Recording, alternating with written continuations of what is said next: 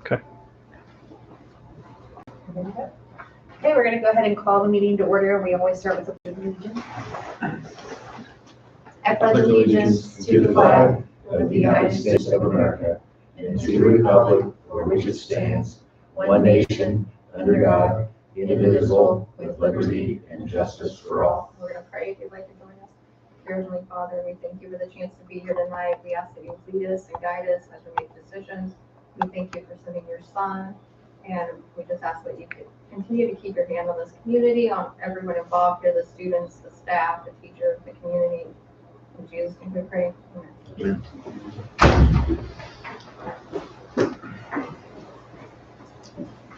I'm going to ask for a motion to approve the agenda. Make a motion. Have a second? Second. All those in favor? Aye. And one thing I did want to ask, we didn't need to ask for like additional appropriations or anything Right. at this meeting, did we? Right. We're Just good. down here, on your resolutions, that's what we're at. Okay. Just wanted to make sure. Move on to public comments. There's no public comments. We're going to move on to our action items. We're going to start with the approval of the November minutes and the financials. Do I have a second? I'll second. All those in favor? Aye. Approve Max Smith as middle school ELA teacher and high school interventionalist. Motion to approve. I'll make a motion. Do I have a second? Second. All those in favor? Aye. Move on to approve Caitlin Reese as elementary girls volunteer assistant coach. Do I have a second? Second. All those in favor? Aye. Move on to approving Kenny Ellis and Dennis Ross as archery coaches. Make sure that's 50% pay, like they're sharing the position, not. Do I have a motion to I'll approve? make the motion. Do I have a second? I'll second. All those in favor? Aye. Move on to approving Jeff Burke as the boys golf coach. Do I have a motion to approve? I'll make a motion. Do I have a second? Second. All those in favor? Aye. Abstain. Move on to approving Dennis Ross as boys baseball coach. I flew down, Abby. I'll make the motion. Chad made the motion, I'll second. All those in favor? Aye. Aye. And we're going to move on to approving Brandon Arnett as high school track coach. I'll make the motion. Do I have a second? Second. All those in favor? Aye. Aye. Move on to approving Shane Schaefer as middle school track coach. I'll make the motion. Do I have a second? Second. All those in favor? Aye. Moving on to approving Daniela Coates as volunteer elementary cheer coach. Do I have a motion to approve? I'll make the motion. Do I have a second? Second. All those in favor? Aye. Approve the resignation of high school aide Tiffany Jones. I'll make the motion. Second. All those in favor? Aye. Approve Jordan Halstead as high school instructional aide. The motion to approve. I'll make the motion. Do I have a second? Second. All those in favor? Aye. Aye. Move on to approve Ashley Morris as 7th grade class sponsor. I'll make the motion. Do I have a second? Second. All those in favor? Aye. Aye. Approve the early distribution of the tag. Do I have a motion to approve? I'll make the motion. I'll make the motion. Do I have a second? I'll second. All those in favor? Aye. Aye. Move on to our end of year financial resolutions for the transfer from education. The first resolution we need to do is to transfer money to our school lunch fund. Do I have a motion to approve that? Motion. Do I have a second? Second. All those in favor? Aye. Aye. The next motion is to move money to the Anthem Fund. I'll make the motion. Do I have a second? Second. All those in favor? Aye. And the last motion I need on this resolution is for the supplemental life fund. I'll make the motion. Do I have a second? I'll second. All those in favor? Aye. Aye. We'll move on now to the legal update. Welcome, everyone. Those that are watching online and those people that are in the room, just give you a little update, legal update in terms of where we're at right now with the lawsuit here in keeping Union open. At the first 90 days, tomorrow marks the end of the first 90 days already of this school year.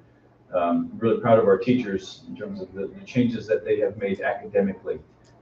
We anticipate that we will be at state level or above state level in our grades 3 to 8 testing. The changes have been that significant.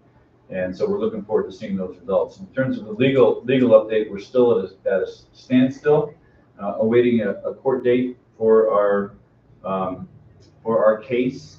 And sometimes that can take a little bit of time. But the biggest thing right now, I want to encourage people to take a look at the landscape of what's going on around the state, around Senate Bill 1. The funds are drying up within schools. And so it's important for people to watch this in terms of their own school corporation and their own community and what the intent of it is. In 2013, Governor Daniels said, well, if we can't get schools to consolidate, then we can dry them and force consolidation. And if you look across the state, that's what's happening in many of our small schools. Look at, not just in our small schools, but also in municipalities and small cities and towns. And be very clear that when a school goes, so does the community, the businesses around that community. There's less scholarship opportunities for students, as I was talking to Christy earlier today. There's just a lot that goes down. Recently, I was in a superintendent meeting, and this subject came up, and every single superintendent there nodded their head when they understood the financial wares and the woes that are ahead of them. But I don't think that people are really understanding the alarm of what's coming, the storm that's coming. We have a short session coming up right now in February. We don't anticipate many changes. The biggest push right now has been around redistricting, which is a push from Trump. That was shot down from our Senate.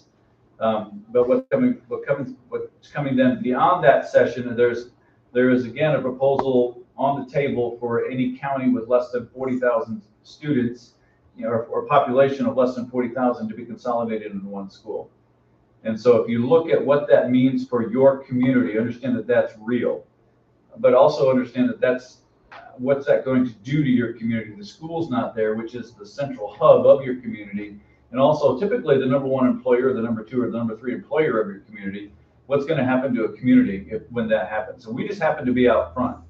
I field phone calls every week, emails every week from superintendents and school board members across the state wondering what that's going to mean for them.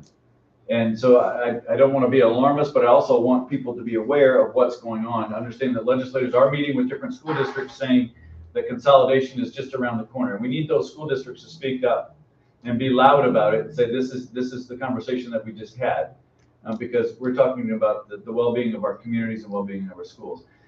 Be very clear, there wasn't a singular, not one legislator that wasn't from our area that stepped onto our school corporation premises. Not one legislator that came and talked to any of our teachers, any of our community members, any of our business members, no students. They don't even know who we are, but yet they voted to shut us down. They voted, and they didn't vote to shut down the school, they voted to shut down the community.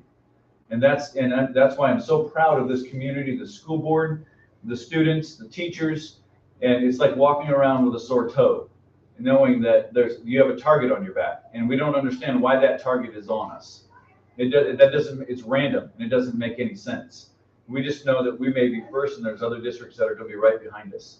And so if you're a school board, or if you have access to your legislator, my encouragement is make sure you speak up. Go find out what's going on, because there's always a story behind the story. Decisions don't just spring up suddenly. There's a plan behind all of the decisions that are made. And my encouragement to you is go find out what it is.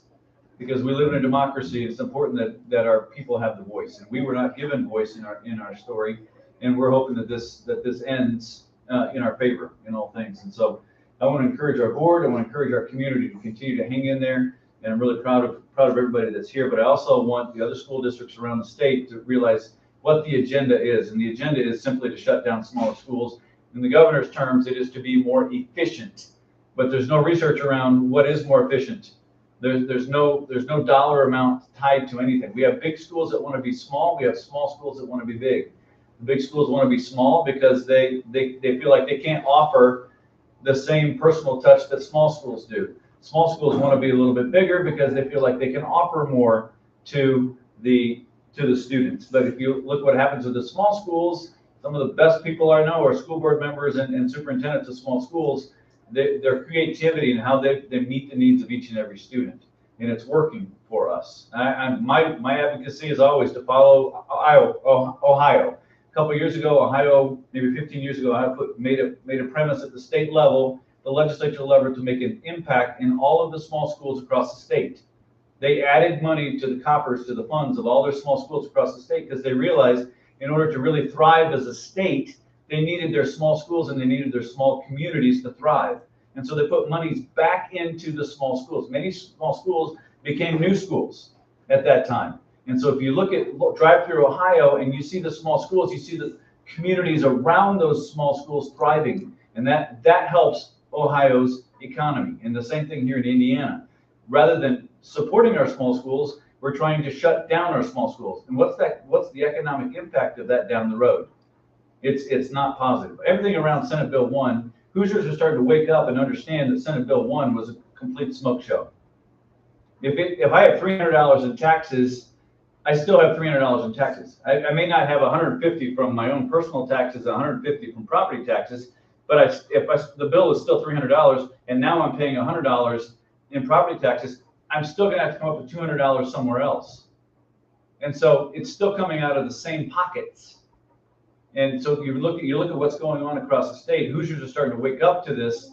And in our last legislative session, in the emergency session that was called for the Senate, Indiana has a super majority Republican, and they voted down the proposal from the governor and from the president. That tells you something, that there's a lot of disrest with how things are being done and how things were done with our school corporation. The biggest fight that we have is how it's done.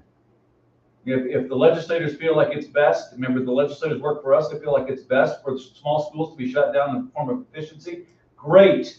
Then let's go through the proper channels and let's do it the right way. Let's not just throw it in on the last minute on a Friday night bill when there's a 26-page document and turn it into 386 pages, because they know what's best for our communities. That's not why they're elected. They're elected to be our voice, and no voice was given in Union School Corporation.